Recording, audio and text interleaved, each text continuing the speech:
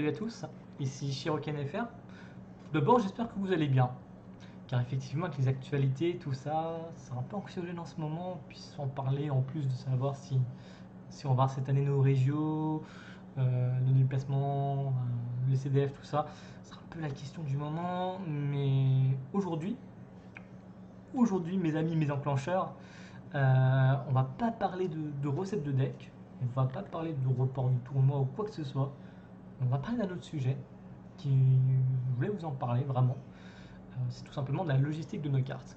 Alors pour ceux qui n'ont pas fait d'études dans la logistique, c'est pas que du transport, hein. On va parler de comment on range nos cartes, comment on gère nos proxys, comment on gère nos deckbox aussi, comment on collectionne, qu'est-ce qu'on fait, comment tout ça se passe. Et je vais donc moi me prendre en exemple. Je dis pas que je suis le meilleur exemple, hein, mais voilà, je voulais partager ça avec vous. Parce que c'est vrai que c'est quelque chose que tout le monde fait, mais ça peut être sympa d'en parler, d'en débattre un peu. Et voilà, donc allons-y, parlons-en, et let's go. Alors, avant de commencer, j'ai envie de tout simplement nous catégoriser un petit peu. J'aime pas nous mettre dans des cases que même moi, j'arrive pas on va dire, me caser moi-même, on va dire. Mais voilà. Donc pour moi, tout d'abord, au niveau de la collection, il y a deux sortes de collectionneurs. Pour moi, il y a un peu les hard collectionneurs, ceux qui vont, on va dire, collectionner toutes les cartes qui existent, tout en x4, que ce soit promo, BT, TB ou n'importe quoi, et qui vont vraiment tout chercher. Moi, vraiment, je respecte ces personnes-là. Je sais pas pour vous, mais moi, c'est toujours un plaisir quand je vais chez un ami. Par exemple, je vais prendre en exemple Azadora, pour ceux qui le connaissent sur Discord. C'est un peu notre juge officiel, on va dire, de Dijon. Un gars super d'ailleurs, vraiment. Et moi, je sais que quand je vais chez lui et que je regarde tous ces classeurs de collection où il range tout par couleur, par BT, par numéro, c'est juste un plaisir. Je sais pas pour vous, mais moi j'ai les yeux qui explosent. Je me dis, c'est juste génial de voir ça, de voir toutes ces cartes là, qui tournent entre tes mains. Et lui, il collectionne d'une façon où en fait, il y a des classeurs qui sont déjà plus larges que haut. Et en fait, il a des rangements de feuillets, des feuillets, on va appeler ça des feuillets, où au niveau horizontal, c'est par 4. Donc ça, c'est génial, parce que je vois beaucoup de classeurs qui sont juste par 3, tu vois. C'est un peu le standard, on va dire. Et en fait, ça, c'est génial pour Dragon Ball, parce que du coup, tout avoir en x4, c'est beaucoup plus simple. Ça permet d'avoir ligne par ligne. Et c'est vrai que quand tu deck build beaucoup, c'est beaucoup plus pratique. Et vraiment, comme je disais, c'est un plaisir à regarder avec les yeux. Donc vraiment, ça, c'est vraiment ouf. Donc ça, pour moi, c'est vraiment la catégorie des hard collectionneurs. Après, vous avez des collectionneurs peut-être un petit peu plus, enfin pas en retrait, mais on va appeler ça des collectionneurs cibleurs, voilà, où on va tout simplement cibler notre collection. Donc moi, pour ce faire, je vais vous montrer un petit peu simplement mon endroit où je stocke mes cartes, et on va pouvoir découvrir ça ensemble. Et on va aussi catégoriser aussi enfin, c'est pas vraiment utile, mais on peut aussi catégoriser les joueurs au niveau de leur compétitivité. Parce qu'on a des joueurs fun, ceux qui vont peut-être juste jouer entre amis, aller de temps en temps dans les tournois boutiques, mais qui se prennent vraiment pas la tête au niveau de la méta. Après, on a les joueurs semi-compétitifs. Donc là, pour moi, c'est plus des joueurs qui vont chercher vraiment chaque déplacement, que ce soit régio ou CDF, enfin les déplacements possibles, qui vont faire un maximum pour avoir du résultat. Peut-être pas top top, mais avoir un très bon résultat. Et maximiser leur deck, suivre la méta. Là, on est vraiment sur la semi-compétition, parce qu'on est presque dans la compétition, mais on a le pied, tu vois, le petit pied qui est presque dedans. Et après, on a pour moi, enfin, les vrais joueurs compétitifs, ceux qui vont top, ceux qui suivent la méta, qui connaissent tout sur les doigts de la main, ceux qui vont même faire les régios ou les déplacements en Europe. Ça, pour moi, c'est des gens que je respecte fortement, parce que ça, j'aimerais bien faire. Malheureusement, j'ai peut-être pas encore le niveau assez développé. J'ai aussi peut-être pas la puissance financière non plus aussi. Mais vraiment, voilà, c'est des gens que j'admire fortement et vraiment, je suis à fond avec vous, les gars. Donc, surtout que c'est un jeu qui permet de faire beaucoup de choses, Dragon Ball. Donc, vraiment, les y à fond et kiffez votre vie. C'est tout. C'est tout ce que j'ai envie de vous dire. Alors, on va regarder un petit peu ensemble tout ça. Donc, moi, je ne vis pas tout seul, hein. On va dire, je partage ma vie avec une famille. Je vais pas aller plus loin dedans, mais on va dire, j'ai réussi à négocier mon petit havre de paix, mon petit coin à moi, dans l'appartement. Je ne peux pas geekiser n'importe quoi, malheureusement. Mais voilà, donc ça ressemble un petit peu à ça. Ça voudrait s'afficher, voilà. Donc j'ai mon petit coin, j'ai vraiment un petit coin à moi. Donc voilà, un petit peu de Dragon Ball, un gros poster de cinéma que j'ai gagné à un tournoi à Chalon-sur-Saône. Assez fier, un tournoi Dragon Ball. Enfin bref, on va pas passer beaucoup de temps là-dessus. Et donc le voilà, donc mon petit coin de stockage de cartes, vraiment. Donc il est là, c'est vraiment un petit point posé, tu vois. Et donc pour simplifier la chose, on va parler un petit peu en termes logistiques. Euh, donc on va partir tout en bas où vous voyez la boîte à chaussures noire, en bas à droite. On va dire que c'est l'étage 1, après l'étage 2, puis l'étage 3 et l'étage 4. Et tout en bas où il y a le gros carton Dragon Ball, on appelle ça l'étage 0, tu vois. Normalement ça donne picking, tu vois, si vraiment tu veux parler en mode logistique, on s'en fout, entre nous on est là pour rigoler. Donc voilà. Donc à l'étage 1, 2, 3 et 4, donc l'étage 4, où il y a un classeur sur le côté, une grosse boîte Yu-Gi-Oh! Où il y a un autre jeu de cartes, donc on s'en fout. Et au-dessus on a les tapis. Donc les classeurs, j'en ai un en haut à gauche, un tout en bas à gauche, un classeur bleu, et un classeur gris tout en bas à droite. Parce qu'en fait, c'est des gros classeurs qui tiennent pas dans mes étages, malheureusement. C'est un peu chiant, mais voilà. Et j'ai que 3 classeurs. Vous allez me dire, mais comment tu collectionnes tes cartes avec que 3 classeurs? Parce que je suis un collectionneur un peu cibleur. Quand je dis cibleur, c'est parce que tout simplement, je ne peux pas me permettre, on va dire, d'acheter toutes les cartes, même en x1 de chaque set, parce que déjà les prix des SR sont un petit peu hauts. Et donc, tout simplement, je vais trier par 3 façons. Donc le classeur noir, comme vous pouvez le voir, c'est un peu mon classeur, on va dire, de draw.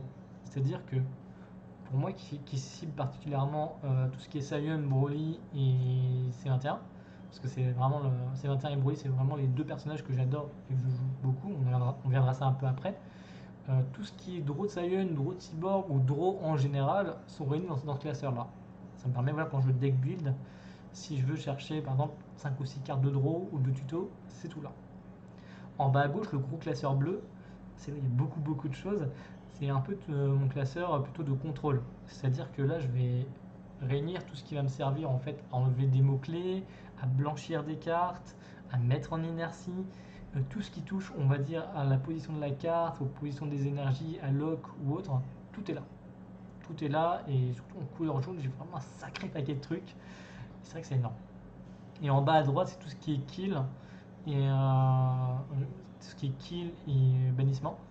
Donc voilà, tout ce qui détruit, tout ce qui cible une destruction, tout ce qui dégage le board, tout ce qui renvoie en main, c'est tout là, tout simplement. Donc comme tout ce qui est tout puissant, ou le Sion avec l'espace-temps, qui coûte 1, qui vous détruit un 4 ou moins, tout est là, tout est réuni. Donc voilà, j'ai classé sur 3 grosses catégories. Comme ça, quand je construis un deck, je me dis je prends 10 cartes enfin je prends 20 cartes de là, 10 de là, 10 de là, ça fait mon deck. Et après, que c'est ratio bruit, ben, un peu comme un diamant, tu vas le tailler pour avoir, on va dire, la finalité de ce que tu veux. Moi, je sais que je réagis comme ça quand je deck build. Donc au dernier étage, donc l'étage 1, 2, 3, 4, on va y arriver. On s'est compté jusqu'à 4, c'est quand même pas mal, hein, c'est quand même pas mal. Donc à l'étage 4, à côté donc, du classeur qui se balade, j'ai les tapis. Je sais pas si on peut en parler. Enfin si, je vais quand même vous en parler. Les tapis, je sais pas pour vous, mais c'est le premier TCG où j'arrive à être déçu. Vraiment, enfin, moi je trouve ça ouf.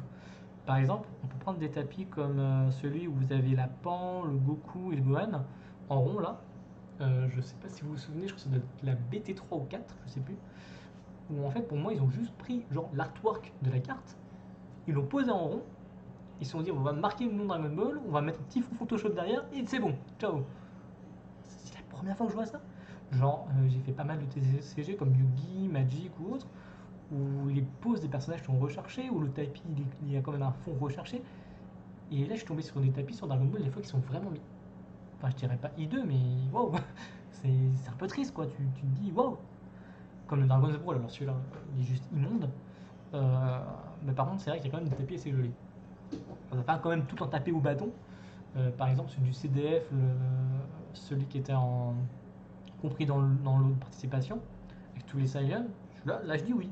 Là, c'est un joli tapis. Ah, ok. La pose est recherchée, le fond il est quand même assez épuré et vraiment joli à regarder à l'œil. Vraiment, ouais, les tapis sont quand même jolis. On parlera pas des CV parce qu'ils sont un petit peu à part. Mais voilà, enfin, moi c'est un mini coup de gueule que j'ai envers Dragon Ball. C'est vraiment les tapis qui sont vraiment pas très ouf. Waouh! Ah oui, on n'a pas parlé aussi au-dessus des displays qui sont ouverts. En fait, dedans, j'y mets mes sleeves. Ouais, j'ai des paquets de sleeves. Donc tout à droite, j'ai un paquet de sleeves de mes tournois que j'utilise. Parce que moi, en fait, je vous montrerai après, mais je double sleeve, on va dire mes sleeves qui sont illustrés, voilà, je vais y arriver, que j'ai pas envie de tout simplement d'abîmer. Donc j'ai quand même des jeux de rechange au-dessus. Au milieu, c'est des sleeves que je me sers pour envoyer quand je vends des cartes sur les sites d'achat et de revente. Ou quand j'en reçois, je les mets là quand c'est des cartes en vrac. Je les mets là, je sais que voilà, c'est des sleeves qui vont me servir à simplement continuer la protection des cartes à l'envoi. Et encore à gauche, ça doit être, si je me souviens bien, ouais, c'est les sleeves transparents que je me sers pour les leaders, tout simplement. C'est un truc qui bouge pas beaucoup, c'est là. Donc on a parlé un peu des classeurs, des tapis, malheureusement. Et on va parler donc des deckbox. Alors là, vous allez me dire, mais Shiroken, mais qu'est-ce que t'as tout ça en deck? Alors sachez que de base, j'étais un gros collectionneur fou. C'est-à-dire que moi, je collectionnais pas les cartes en elles-mêmes, je collectionnais des decks. C'est-à-dire que je construisais pour jouer. Parce que quand j'ai commencé Dragon Ball, sans vous épiloguer toute ma vie, je jouais vraiment pour plaisir avec des amis en soirée. Et du coup, j'aimais bien changer, on va dire, de deux decks pendant les soirées quand on jouait. Parce qu'on jouait pendant 2, 3, 4 heures d'affilée. Et du coup, j'ai construit pas mal de decks. Et je me suis retrouvé avec 52 decks. C'est un peu énorme, vous allez me dire. Et ce qui m'a fait particulièrement tilt, donc voilà, petite histoire personnelle, quand je suis arrivé au CMS de cette année là, euh, en fait, ce qui m'a un peu chagriné, c'est que j'avais pas la possibilité financière, on va dire, au moment où la Dropbox 1 est sortie, avec des prix mais faramineux. Et du coup, au CMS, j'ai pas pu avoir tout ce que j'avais besoin pour construire mon deck comme je voulais. Et encore, je crois que j'avais quasiment un quart de mon deck qui était prêté. Donc ça m'a un peu frustré. Et c'est là où je me suis fait tilt en me disant, mais je peux pas suivre. Enfin, au niveau des prix des cartes, je peux pas suivre comme je le veux. Donc j'ai dû faire l'impasse. Et j'ai tout simplement, on va dire, vendu la moitié de mes decks. Donc là, je crois qu'il en me restait une vingtaine. Je m'amusais même à faire des échanges de decks contre cartes, tu vois. Et du coup, voilà, c'est comme ça que je suis devenu un collectionneur cibleur. Parce que tout simplement, je pouvais plus suivre. Que j'avais envie de faire du résultat. Parce que je me classe presque comme un joueur semi-compétitif. J'ai envie de faire du résultat. J'ai envie d'un jour de me dire, j'ai enfin fait un top, un gros déplacement. Mais pour ça, bah, il faut des cartes, et pour des cartes, il faut de l'argent. Et du coup, l'argent tombe pas du ciel, hein. Donc voilà, j'ai vendu la moitié pour pouvoir finir mes decks Broly et vraiment me centraliser, on va dire, dessus. Donc ça, à l'heure actuelle, j'ai à peu près 7 decks Broly et un de ces 21, parce que c'est deux personnages que j'affectionne beaucoup. Et vu que ça reste un jeu, il faut que ça reste un plaisir. Moi, je sais que par exemple, comme en ce moment où le méta aussi beaucoup de Piccolo Surge et de Goku 7, c'est deux personnages qui me branchent pas et je pourrais jamais jouer ce genre de deck. Juste pour ça en fait. Voilà, donc c'est mon style à moi, c'est mon style de Broly, j'aime bien le jouer, donc je jouerai que ça. Écoute. Donc voilà au niveau des deckbox. Après, ouais, si, effectivement, avec beaucoup de decks, on va rester dans le thème, donc dans ceux qui construisent beaucoup pour se faire plaisir. Ça, c'est pas un mal, au contraire. Moi, je trouve que voir d'autres mécaniques, c'est toujours cool. Ça permet, on va dire, de se plonger dans le jeu au maximum. Là où c'est le plus dur, c'est de récupérer les staples. Donc, les staples, c'est un peu les cartes passe-partout. Comme par exemple transposition ou dimension magique, c'est les cartes qui contre. Ça, c'est vraiment plus dur. Donc, moi, pour ça, la seule solution, bah, c'est d'acheter en gros. Moi, ça m'est arrivé quand je passais des commandes, bah, d'acheter genre 10 fois la transposition, 10 fois le quinto, 10 fois la boule broyeuse. C'est malheureux, mais tu es obligé de passer par là. Après, tu as aussi la possibilité de faire des proxys. Donc, les proxys, c'est quand tu prends une carte, par exemple dans une sleeve, et que tu retournes la carte noire et tu glisses un petit papier devant pour dire c'est telle carte. Ça permet de tester des cartes que tu n'as pas. Ça peut être une solution, comme tout ce qui est SR ou autre. Et en même temps, pourquoi pas si tu as des cartes dans un certain deck et tu as la flemme de les bouger tout le temps, ce qui peut arriver aussi, bah, c'est de faire des proxys. Pour moi, c'est la meilleure chose. Enfin, si tu as des cartes pour tout ce qui est SR ou SCR, il vaut mieux faire des proxys, sinon c'est chiant. Concrètement, c'est chiant. Après, ouais, tout ce qui est staple, ça coûte 10 centimes. À savoir que quand tu as des amis qui achètent des displays par display, généralement, même eux se retrouvent avec des tonnes de cartes, tu as toujours moyen de monnayer. Vraiment là-dessus, faut pas hésiter en fait, on va dire, à faire marcher le réseau entre guillemets des duel centers où tu joues. Parce que voilà, la communauté Dragon Ball est quand même assez adulte, assez gentille. Enfin, moi je sais que jusque-là, j'ai jamais eu vraiment de soucis. Tout s'est toujours tout bien passé avec qui que ce soit. Et vraiment, on a la chance d'être dans un TCG où on va dire la moyenne d'âge était quand même assez haute, ce qui permet d'avoir une certaine maturité. Et vraiment, c'est toujours un plaisir de jouer avec les gens. Après, moi je dis c'est juste mon ressenti personnel, hein, ça là-dessus. Voilà. Ensuite, en dessous, je dis beaucoup ensuite, c'est très chiant. Donc derrière, donc à l'étage 2, là où vous voyez les anniversary box, c'est un peu les vestiges de quand je collectionnais beaucoup avant. C'est-à-dire que moi, quand j'achetais par exemple un paquet de sleeves, je ne sais pas si vous voyez, quand vous l'ouvrez, vous enlevez donc votre paquet de sleeves et vous avez donc le plastique qui l'entourait, qui le protégeait. Ben ça, moi, je l'ai recyclé parce que je suis pas un pro du recyclage quand même, mais ça me permettait en fait de mettre mes cartes dedans, donc dans ce plastique, et après de les ranger dans les anniversary box. Et ça rentrait pile poil, et ça vous permet, bah, si jamais vous avez envie, par exemple, plus tard de faire un deck Super C17, bah, je prenais toutes mes cartes C17, je les mettais dans ce tas de plastique là, et je me disais qu'un jour, bah, soit j'investirais ou j'échangerais dans des cartes pour pouvoir finir le deck, mais au moins c'est là, j'ai mon début de deck, il est posé, il est classé, et je sais que c'est des choses que j'ai envie de construire plus tard. Et donc, du coup, ça me permettait bah, d'avoir un côté, on va dire, de construction de deck. Donc, moi, je les rangeais comme ça. Et ça permet aussi de recycler du coup ce plastique qui, des fois, était inutile et qui, du coup, devient utile. Alors, faut jouer un peu, tu vois, faut tâter. Donc, on a ça. On a l'anniversary box Broly qui est juste devant, qui, elle, me sert pour autre chose. Je vais vous montrer un petit peu. Donc, là, voici. Ah ah, là, oui, en double. Et en fait, dedans, comme vous pouvez le voir, j'ai pas mal de sleeves là, des cartes slivées. Et pour vous expliquer, quand je joue en mode fun, on va dire chez moi, avec des amis, et bien, c'est pas ça, vous l'enlevez, c'était ça. Voilà. Quand je joue avec des amis, et ben, sur mes decks, on va dire, soit compétition ou en cours de test, ben, ça permet d'avoir déjà des cartes à côté à tester où je change mes ratios, ce qui permet de tester, on va dire, en direct avec mes amis, tester des cartes, tester des ratios de cartes en x3 ou en x4 ou en x2. Enfin, j'aime beaucoup jouer, on va dire, en réel. Je préfère largement le carton que on va dire, tout ce qui est Untap ou TGN. C'est pas vraiment mon délire. C'est pour ça que du coup, moi, j'utilise ce genre de rangement pour pouvoir continuer à jouer à côté et à essayer divers ratios de cartes. Vous voyez aussi d'ailleurs un gros tas de cartes à côté. C'est un peu des restes de l'avant-première, la manière avant-première qu'il y a eu, que j'ai toujours pas rangé. Donc en gros, dès que j'ai de nouvelles cartes, je trouve des boosters, bah, je le pose en tas là et je me dis qu'un jour il faut que je le range. Donc là, ça commence à être critique parce que ça commence à arriver presque plus haut que la boîte de chaussures. Mais un jour, je vais y ranger, je vais y ranger. Et derrière, en bas, vous pouvez voir des boîtes à chaussures où pareillement, vu que quand même c'est des cartes, enfin, quand tu achètes des displays, tu as plein de cartes que tu payes quand même. J'en garde au minimum 4 de chaque. Voilà, 4 de chaque, dans chaque que je sépare avec. Vous savez, quand vous achetez vos structures deck, c'est pareil, les structures deck, vous les achetez tous, hein. Vous avez les règles qui sont encore scotchées. Bah, je sers d'intercalaire dans mes boîtes à chaussures pour pouvoir en fait classer chacun de mes sets. Ouais, je recycle tout dans Dragon Ball en fait. On va l'appeler le recycleur fou, tu vois. Donc j'enclenche comme ça, tu vois, je les range comme ça et boum. Pour ça, voilà, je fais moins de pertes possible en fait, tout simplement. Donc voilà, au niveau des rangements des communes. Et pareillement, j'ai encore un dernier carton où toutes les cartes que j'ai en plus de x4, je les mets dedans.